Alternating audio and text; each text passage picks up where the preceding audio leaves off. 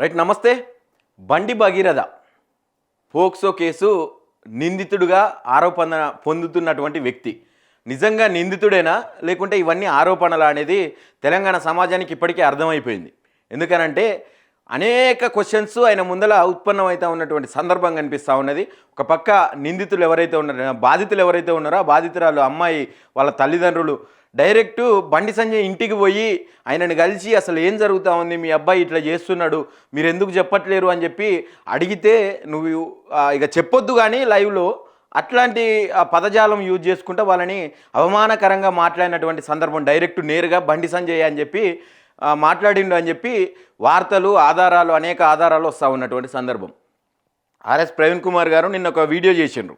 అందులో ఒక కీలకమైనటువంటి జర్నలిస్టు ఇప్పుడు ప్రెజెంటు అధికార ప్రతినిధిగా పనిచేస్తున్నారంట బీజేపీ పార్టీకి సంబంధించి. ఆ జర్నలిస్టు డైరెక్ట్ ఇంటరాక్ట్ అయ్యి ఆయన మధ్యవర్తిగా ఉండి వీళ్ళని వాళ్ళ ఇంటికి తీసుకుపోవడం కావచ్చు, ఈ కేసు విషయంలో మాట్లాడడం కావచ్చు, ఇవన్నీ చేసిండు అని చెప్పి ఆర్ఎస్ ప్రవీణ్ కుమార్ గారు చెప్పిండ్రు. ఇప్పటికీ అంటే ఇవన్నీ చూస్తూ ఉంటే నిన్న ఏదైతే మీటింగ్ జరిగిందో మోడీది, ఆ మోడీ మీటింగ్లో ఈ రేవంత్ రెడ్డి మన బండి సంజయ్ ఇద్దరు కలిసి వాళ్ళు చేస్తూ ఉన్నటువంటి ప్రవర్తన ఏదైతే ఉందో తెలంగాణ ప్రజలందరినీ కూడా కొంత నెగిటివ్ వేలకు తీసుకెళ్ళినటువంటి పరిస్థితి ఉన్నది. ఎందుకనంటే ఒక పక్క ఇంత పెద్ద కేసు విషయం నడుస్తూ ఉన్నది. ఇప్పటి వరకు దాదాపు 8వ తారీఖు కేసు నమోదైతే ఇప్పటి వరకు కూడా స్టిల్ ఇంకా దాని మీద ఎలాంటి విచారణ జరపలేదు ఇప్పుడున్నటువంటి రాష్ట్ర ప్రభుత్వం.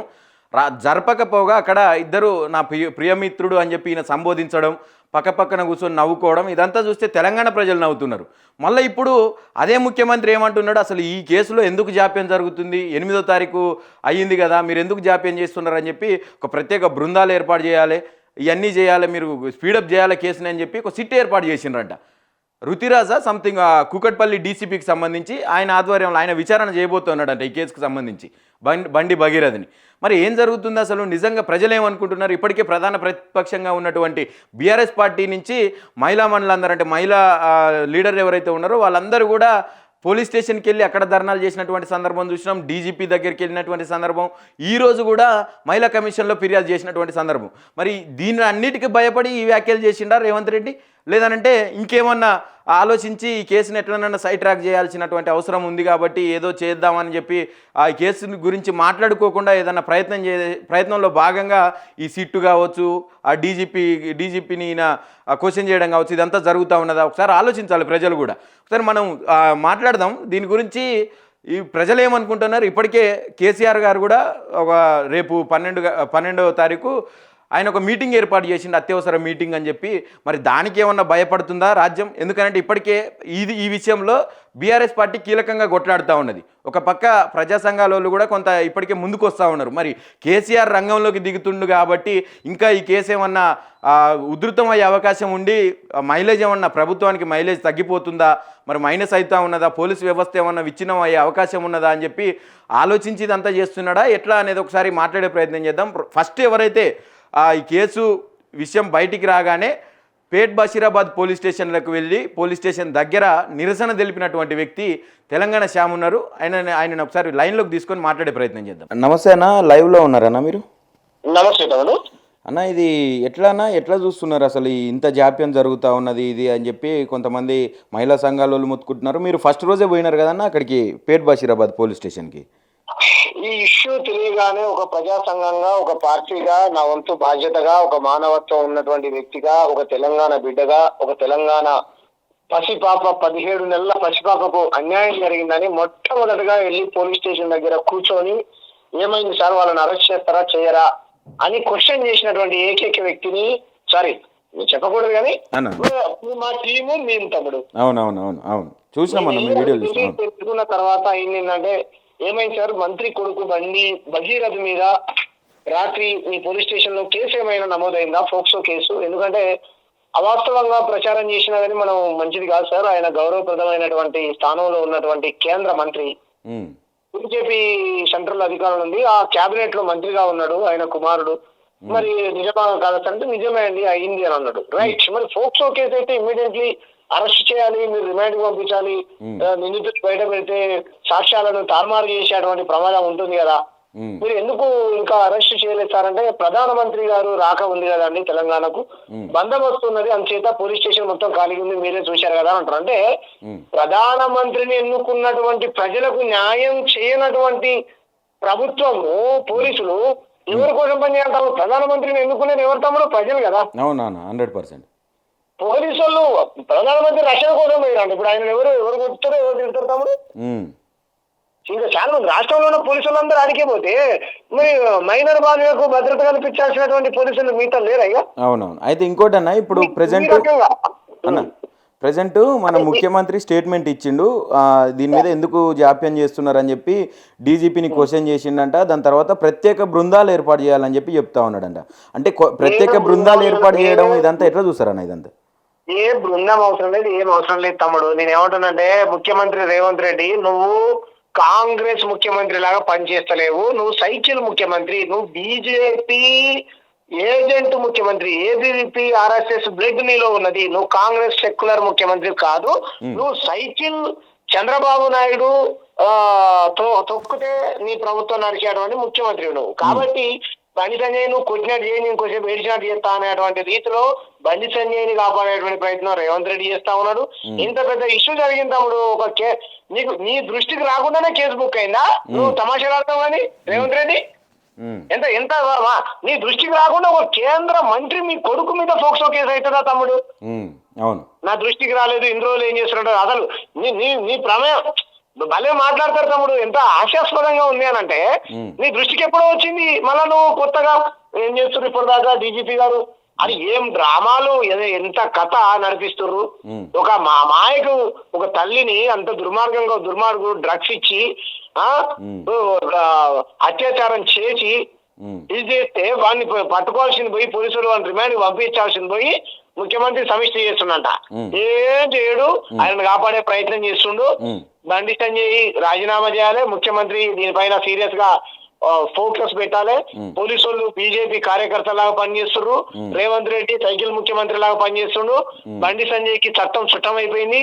పెద్దోళ్ళు చచ్చిపోతే ఒక రకంగా, పేదోళ్లకు అయితే ఒక రకంగా న్యాయం చేస్తా ఉంది ప్రభుత్వం.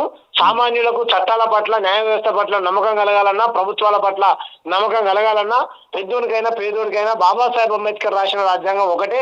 ఆ చట్టం ఫోక్సో నీకైనా, నాకైనా, మంత్రి కొడుకైనా, ప్రధానమంత్రికైనా ఫోక్సో యాక్ట్ ప్రకారం ఆ నిందితుని తక్షణమే అరెస్ట్ చేయాలి, రిమాండ్ కి పంపించాలి. వాస్తవం ఏంది, అవాస్తవం ఏంది అనేది ప్రజల ముందు పెట్టాలి. బాధిత కుటుంబానికి భద్రత కల్పించాలి. 24/7 ఒక సెక్యూరిటీ గార్డ్ ని గన్ ఇచ్చి ఆ అమ్మాయికి భద్రత కల్పించాలి. అంటే ఇప్పుడు ఈ హనీ ట్రాప్ ఇదంతా నమ్ముతలేరా అన్న? హనీ షాప్ లేదు, బుల్షిట్. నిర్మల్లో కేసు పెట్టించింది, బండి సంజయ్కి తెలిసే జరిగింది. ఆ కుటుంబము బండి సంజయ్ దగ్గర పోయిన మాట వాస్తవం. దీంట్లో మధ్యలో ఉన్నటువంటి ఒక కట్టప్ప అని బీజేపీ జర్నలిస్ట్ ఒకడు ఉంటాడు, వాడు జర్నలిస్ట్ అని చెప్పుకుంటాడు. ఒక ఛానల్ V60 ఛానల్ నుంచి పోయినాడు. ఆ కట్టప్ప ఏం జరిగింది, ఏం కథ అనేది మొత్తం కట్టప్పకు తెలుసు. ఏప్రిల్ 22వ తారీఖు 23వ తారీఖు కట్టప్పకు 3:30 గంటలు కూర్చోబెట్టుకుని బాధితురాలు చెప్పింది. వాళ్ళ అమ్మకు తెలుసు, నాయనకు తెలుసు. దాని తర్వాత బండి సంజయ్ ఇంటికి తీసుకెళ్ళిండు ఈ కట్టప్ప. తీసుకెళ్లిన తర్వాత మా ఒక్కడితోనే తిరిగిందా మీ అమ్మాయి, ఎంతమందితో తిరిగిందో అని అవమానిస్తే మళ్ళా సూసైడ్ అటాక్ చేసుకుంది ఆ పాప. ఆమెని చాలా రకాలుగా చెప్పకూడని మాటలు అన్నాడు. ఆ రకంగా అని అవమానిస్తే ఆ పాప సూసైడ్ అటాక్ చేసుకుంది. వీళ్ళు కేసు పెడతారని ముందే తెలుసుకొని నిర్మల్లో ఒక fake complaint letter Bhagiratha friend తోని ఇప్పించాడు. అది భగీరథ లెటర్ పోయి సెల్ఫ్ గా. ఇప్పుడు వీళ్ళు ఏమైంది, మా అమ్మాయిని మీ వాడు ఆగం చేశాడు, ఇలాగైనా పెంచేదని చెప్పేసి బండి సంజయ్ కుమారుని ఇట్లా నిన్న పెంచేదని ఈ మైనర్ బాలిక కుటుంబం పోయి బండి సంజయ్ కుటుంబాన్ని అడిగారు. అవునవును, క్వశ్చన్ చేశారు. అడిగితే మీ అమ్మాయి మావాడితోనే తిరిగిందా, అట్లా ఎంతమందితో అట్లా ఇట్లా అని చెప్పేసి చాలా రకాలుగా నానా రకాలుగా అవమానిస్తే మనస్తాపానికి గురైనటువంటి అమ్మాయి సూసైడ్ అటాక్ చేసుకుంది. వీళ్ళు ఎక్కడ కేసు పెడతారని తెలివిగా ఏం చేశాడు, ఈ అమ్మాయికి అబ్బాయిలను ట్రాప్ చేసే అలవాటు ఉంది, బ్లాక్మెయిల్ చేసే అలవాటు ఉందని నిర్మల్లో ఒక తనకు సంబంధించినటువంటి బీజేపీ కార్యకర్త లాగా పనిచేసేటువంటి పోలీస్ స్టేషన్ ఏదైతే ఉందో ఆ స్టేషన్ లో ఒక డమ్మీ కంప్లైంట్ లెటర్ ఇప్పించాడు, కానీ ఎఫ్ఐఆర్ చేపియలేదు. నీకు అర్థమైందా? అవునవునవునా. ఎందుకంటే ఇది తెరపైకి తీసుకొస్తే మేము ఆల్రెడీ కంప్లైంట్ ఇచ్చినాం అని చెప్పడం కోసం. ఇదంతా పక్కడబందిగా ప్లాన్ గా చేశాడు. నువ్వు అన్నట్టు హనీ ట్రాప్ అనుకుంటే నేను ఒకటే మాట చెప్తున్నా తమ్ముడు, ఆ అమ్మాయి వాళ్ళ ఇంట్లో ఉన్న ఒక కారు విలువ లేదు బండి సంజయ్ బతుకు, బండి సంజయ్ కుమారుడు బతుకు. తెలుసా? వాళ్ళంత ధనవంతులు, అంత కోటీశ్వరులు, వాళ్ళ పాపలే ప్రాణంగా బతికేటోళ్ళు, వాళ్ళకి రియల్ ఎస్టేట్ వ్యాపారాలు ఉన్నాయి, వాళ్ళకి పెద్ద కుటుంబం, వాళ్ళకి రాజకీయాలతో సంబంధం లేదు. ఈ విధవనే వేరే ఫ్రెండ్ ద్వారా పరిచయం చేసుకొని ఈ విధవనే డ్రగ్స్ ఇచ్చి ఇంటి దగ్గర పోయి బ్లాక్ మెయిల్ చేసి, నువ్వు లేకపోతే నేను చచ్చిపోతా, నీ ఇంటి కిందనే ఉన్నా, నువ్వు వస్తావా రావా అని వాళ్ళ అమ్మాయి వాళ్ళ ఇంటి దగ్గరికి వెళ్ళి చిత్ర హింసలు పెట్టాడంట. అయితే అన్న ఇంకోటి ఏంటంటే ఇప్పుడు మన బీజేపీ అధ్యక్షుడు హనీ ట్రాప్ అని అంటున్నారు కదా, నేనే 10 కోట్ల రూపాయలు ఆ అమ్మాయి కుటుంబం దగ్గర నుంచి ఇప్పిస్తా, ఆ అమ్మాయి నిజంగా డబ్బుల కోసం అనుకుంటే వాళ్ళకి డబ్బులు అవసరం లేదు, నీకు డబ్బులు కావాలో చెప్పు బండి సంజయ్, 10 కోట్ల రూపాయలు నేనే ఇప్పిస్తా, నీ కొడుకు తప్పు చేశాడని ఒప్పుకుంటావా, నువ్వు రాజీనామా చేసి మళ్ళీ నీ పార్టీ నుంచి టికెట్ తెచ్చుకొని బీజేపీ పార్లమెంట్ సభ్యుడిగా పోటీ చేసి గెలుస్తావా, నీ చిత్తశుద్ధిని నువ్వు నిరూపించుకో. ఈటల రాజేంద్రన్ మీద ఇటువంటి ఆరోపణలు వచ్చినప్పుడు అయితే నేను ఏ కబ్జాలు చేయలేదు, ఇదంతా నా మీద వ్యక్తిగతంగా చేస్తున్న కక్ష అని మళ్ళీ ప్రజాక్షేత్రంలో గెలిచి ఆయన చిత్తశుద్ధిని నిరూపించుకున్నాడు. నువ్వు కూడా అట్లా నిరూపించుకో. అయితే బండి సంజయ్ ఏమంటున్నాడు, ఒక బీసీ ఎదుగుదల, ఒక బీసీ బిడ్డ ఎదుగుదలను ఓర్వలేక ఇట్లా చేస్తున్నారు అని చెప్పి బండి సంజయ్. బీజేపీ అధ్యక్షుడేమో బీజేపీ అధ్యక్షుడేమో కొడుకు తప్పు చేస్తే తండ్రికి ఎట్లా సంబంధం ఉంటది అని చెప్పి ఆయన మాట్లాడుతా ఉన్నాడు. సరే ఓకే రైట్, పక్కన పెడదాం. సరే ఓకే బీసీ కదా. ఇదే మహమూద్ అలీ అని చెప్పేసి టిఆర్ఎస్ హయాంలో ఒక ఆయన మంత్రి ఉండేటోడు, హోంమంత్రి. అవునవునవునవును, ఆయన మైనార్టీనే కదా మహమూద్ అలీ. అవునవును. మరి మహమూద్ అలీ మనవరు తప్పు చేస్తే మహమూద్ అలీకి ఎందుకు ముద్దు పెట్టింది తమ్ముడు? ఇదే పడుతుంది చెప్పు తమ్ముడు. అవునవును, ఎందుకు ముడి పెట్టాడు? షకీల్ అని చెప్పేసి మన నిర్మల్ పక్కన ఉంటుంది కదా, షకీలా వేరే TRS MLA Shakeel, Bodhan MLA. అవునవును. వాని కొడుకు తప్పు చేస్తే మరి ఆ ఎమ్మెల్యేకి ఎందుకు ముడి పెట్టిండు? ఎందుకు పెట్టిండు తమ్ముడు? అంటే మనకు జరిగితే ఒకటి, ఇంకోళ్ళకి జరిగితే ఇంకోటి. నేనేమంటున్నా, నీ కొడుకు ఇది కొత్త కాదు. సరే ఓకే బై, నువ్వు బీసీ అంటున్నావు, అమ్మాయి కూడా బీసీనే, ఆ అమ్మాయి కూడా సేమ్ కమ్యూనిటీ మున్నూరు కాపునే, ఆ అమ్మాయి కూడా హిందువే. ఆ అమ్మాయిని హత్య చేస్తుంటే నన్ను, అమ్మాయి చాలా దైవ భక్తురాలు, పొద్దున్నే శ్రీరామచంద్రుడికి పూజ చేసి మాత్రమే ఆమె కాలేజీకి వెళ్తా తమ్ముడు, స్కూల్కి వెళ్తుంది, వెళ్ళేది చిన్నప్పటి నుంచి అలవాటు తనకు, గొప్ప శ్రీరామ భక్తురాలు. ఎవరు ఈ చుట్టుపక్కల లేకపోతే గట్టిగా జై శ్రీరామ్ నన్ను కాపాడండి అని అరిచిందంట, అయినా కూడా వదలలేదంట వాడు ఎదవా. ఏం చెప్తారన్నా ఈ కేసు విషయంలో? అంటే ఇప్పుడు ఏమన్నా అవకాశం ఉన్నదా, అరెస్ట్ చేసే అవకాశం కనిపిస్తున్నదా? నాకైతే నమ్మకం లేదు తమ్ముడు, ఎందుకంటే బండి సంజయ్ ఏమో న్యాయ వ్యవస్థలో తెలుసుకుంటాం అంటుండు. ఆ న్యాయ వ్యవస్థలో యశ్వంత్ వర్మ లాంటి జడ్జి ఉంటే ఏంది పరిస్థితి? ఢిల్లీలో ఉన్నటువంటి యశ్వంత్ వర్మ లాంటి జడ్జి ఉంటే ఏంది పరిస్థితి, కేసు పరిస్థితి? కేజ్రీవాల్ ఏమన్నాడు లిక్కర్ కేసులో, నాకు ఆ న్యాయవాది మీద నమ్మకం లేదన్నాడు, గుర్తుందా? అవునవును, గుర్తుందన్న. మరి కేజ్రీవాల్కే నమ్మకం లేనప్పుడు ఈ అమాయకమైనటువంటి తల్లి కేసు కోర్టులో న్యాయం జరుగుతుందంటే సామాన్య మనలాంటి ఎట్లా నమ్ముతాం తమ్ముడు? అంటే మరి ముఖ్యమంత్రి ఏమో మొత్తం దీన్ని స్పీడప్ చేయాలి అని అంటున్నాడట. లేదు, అసలు ముఖ్యమంత్రి డ్రామా వేసేది మొత్తం ముఖ్యమంత్రి బండి సంజయ్ని కాపాడడం కోసం, బీజేపీ పార్టీని కాపాడడం కోసం. ఎందుకంటే నిన్ననే చెప్పిండు వాళ్ళ మోడీ సార్ వచ్చి, నువ్వు ఆ పార్టీలో సరైన గౌరవం లేదు, నా పార్టీలో కూడా అంటలేడా? ఇదంతా కావాలని తమ్ముడు, ప్లాన్డ్ గా బలహీన వర్గాల పిల్లల్ని, అంటే బలహీన వర్గాలు అంటారు, అందమైనటువంటి పిల్లల్ని టార్గెట్ చేసి, మా నాయన కేంద్ర మంత్రి, మా నాయన వెనకాల బండి కేంద్ర బలగాలు ఉన్నాయి, ప్రధాన మంత్రి ఉన్నాడు, అధికారం ఉన్నది, మేము ఎవరినైనా రేప్ చేస్తాం, మర్డర్ చేస్తాం, ఏ డ్రగ్స్ అయినా తీసుకుంటాం, ఏ గంజా అయినా తాగుతాం, మా మీద ఎవరు కేసులు పెడతాడు, మమ్మల్ని క్వశ్చన్ చేసిన వాళ్ళని వాడు ఎమ్మెల్యే అయినా సరే ఇంటికి పోయి మందుల సామాన్లు కూర్చున్నట్టు కొడతాం, వాడు ఇంకో పార్లమెంటు మాజీ ఎంపీ సభ్యుడైనా గంగుల కమలాకర్ ఇంటి మీదకి పోయి కొడతాం, లేకపోతే ఏమన్నా కౌశిక్ రెడ్డి ఇంటి మీదకి పోయి కొడతాం, ఇప్పుడు మా మీదే కేసు పెడతారా, పోలీస్ స్టేషన్ మీద పోయి కూడా కొడతాం పోలీసు వాళ్ళని అనే తరహాలో బీజేపీ ఇక్కడ బండి సంజయ్ బీజేపీ గూండాలను తయారు చేశాడు. ఆయన కొడుకు ఆయన తండ్రిని చూసి పుత్రుడు అలా తయారయ్యాడు. నా ఫైనల్ ఏం డిమాండ్ చేస్తా ఉన్నారు మీరు? ఒక్కటే, బండి సంజయ్ పదవికి రాజీనామా చేయాలి, బండి సంజయ్ని బేషరతుగా పార్టీ నుంచి బర్తరఫ్ చేయాలి, ఆయన కుమారుని తక్షణమే పోక్సో యాక్ట్ ప్రకారం పోలీసులు కస్టడీలోకి తీసుకొని రిమాండ్కి పంపాలి, బాధిత కుటుంబానికి పోలీసులు సమాజం అండగా నిలబడాలి, ఆ మైనర్ బాలికకు న్యాయం జరిగేంత వరకు సమాజం మొత్తం రాజకీయాలకు అతీతంగా దేశం ప్రపంచం మొత్తం ఆ బాధితురాల కుటుంబానికి అండగా నిలబడాలి. మీలాంటి నిజాయితీ కలిగినటువంటి జర్నలిస్టులు ఆ పాప పక్కన ఉండాలి. అమ్ముడు పోయినటువంటి జర్నలిస్టులు ఎవరైతే ఉన్నారో పెద్ద పెద్ద జర్నలిస్టులు పెద్ద పెద్ద ఛానల్ అనే మిచ్చ వెధవలని సారీ టు సే వెధవలని చెప్పులు తీసుకొని స్టూడియోలలో పోయి కొట్టాలి. సత్యాన్ని ప్రచారం చేయకుండా అసత్యాన్ని ప్రచారం చేస్తున్నా వాళ్ళు జర్నలిస్ట్ అని చెప్పుకునే యూట్యూబర్లు కానీ మెయిన్ స్ట్రీమ్ మీడియాని కానీ. రైట్ థ్యాంక్ యూ అన్న, thank you so much. Thank you. Right అన్న, ఇది పరిస్థితి చూసినాం కదా. ఆయన ఎంత ఆవేదనతో మాట్లాడుతూ ఉన్నటువంటి పరిస్థితి ఉన్నదంటే, నిజానికి ఫస్ట్ ఈ కేసు బయటికి రాగానే ఫస్ట్ పోయినటువంటి వ్యక్తి పేట్ బషీరాబాద్ పోలీస్ స్టేషన్కి వెళ్ళి పోలీసు వాళ్ళని అడిగితే అవును ఖచ్చితంగా అయ్యింది, పోక్సో కేసు నమోదైంది, కానీ ఇప్పుడు అరెస్ట్ చేయలేము, స్టేషన్ అంతా ఖాళీగా ఉందని చెప్పి ఆ పోలీసులు చెప్పినట్ట. మరి నిజంగా ఏ తప్పు చేయని మన కేంద్ర మంత్రి బండి సంజయ్ కుమారుడు ఏ తప్పు చేయకునుంటే బాజప్తా తీసుకొచ్చి ఒక ప్రెస్ మీటో లేదంటే ఇవన్నీ ఆధారాలు లేనటువంటి కేసులు, ఇవి కేవలం ఆరోపణలు మాత్రమే అని చెప్పి ఎందుకు మీరు విచారణకు ముందరికి రావట్లేదు? ఎందుకు ఆయనని అసలు కనిపించకుండా చేసిండ్రు? ఇప్పుడు రేవంత్ రెడ్డి ఏం చేస్తా ఉన్నాడు, ప్రత్యేక బృందాలు పెట్టి గాలింపు చర్యలంట. అంటే ఎక్కడన్నా వారిపోయిందా? ఇప్పుడు ప్రజెంట్ తెలంగాణలో లేడా బండి భగీరథ? తెలంగాణలో లేనన్నట్టే కదా.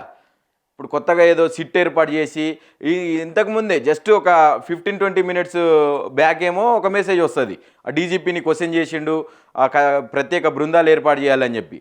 వెంటనే ఒక 10 నిమిషాల తర్వాత సిట్ ఏర్పాటు అవుతుంది. అంటే ఏంది అసలు, దేనికి సంకేతం? పోక్సో కేసు నమోదైతే వెంటనే తీసుకెళ్ళి ఆ విచారణ జరిపించాలి, లేదంటే ఫస్ట్ ఆ నిందితుడు ఎవరైతే ఉన్నారో ఆయనని కస్టడీ తీసుకోవాలి, ఆయనని అదుపులోకి తీసుకోవాలి ఆయనని అని చట్టం చెప్తుంది కదా. బండి సంజయ్ చెప్పిండు కదా, ఈ ఎవరు 24 గంటల్లోపు ఆ బాధితురాలు ఎవరైతే ఉన్నారో వాళ్ళ స్టేట్మెంట్ రికార్డ్ చేయాలి మెజిస్ట్రేట్ ముందలని చెప్పి. మరి ఇప్పుడు అవతల వాళ్ళకు ఒక న్యాయం, మనకు ఒక న్యాయం అయితేంది? ఇప్పుడు చూసినావుగా చాయ్ బిస్కెట్కి సంబంధించినటువంటి ఒక యూట్యూబరు ఆయనను తీసుకెళ్ళి లోపలేసినటువంటి పరిస్థితి. మరి ఆయనకో న్యాయము, ఆయనకో చట్టము, ఈయన భగీరథకో చట్టం ఉంటుందా? ఆయనకో న్యాయం, ఈయనకో న్యాయమా? ఇదెక్కడి న్యాయం, ఇదెక్కడి కథ? ఇప్పుడు